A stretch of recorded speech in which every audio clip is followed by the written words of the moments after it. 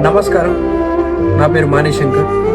Wine షాప్లో మందు bottle full స్టాక్గా ఉంటాయి, కానీ గవర్నమెంట్ హాస్పిటల్లో రోగులకు మెడిసిన్ ఎందుకు అందుబాటులో ఉంటాయి? ప్రభుత్వానికి ప్రజల పానాల కంటే మందు అమ్మకాలే ముఖ్యమా?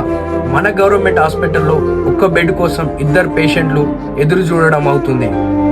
మన గవర్నమెంట్ హాస్పిటల్లో మెడిసిన్ దొరకక బయట కొనుక్కునే పరిస్థితి వస్తుంది. ప్రభుత్వానికి ప్రజల మీద నిజంగా దృష్టి ఉందా?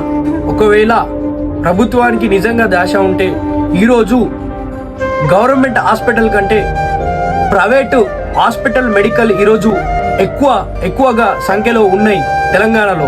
మీరు గూగుల్ కూడా కొట్టి చూసుకోవచ్చు.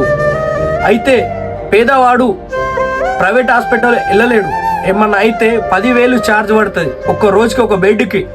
అదే గవర్నమెంట్ హాస్పిటల్లో ఫ్రీ అవుతుంది. సో దీనికి నేను ఏమంటున్నా అంటే గవర్నమెంట్ హాస్పిటలే బాగు చేపించి మంచి ట్రీట్మెంట్ చేపియాలని ఈ ప్రభుత్వానికి నేను కోరుతున్నా.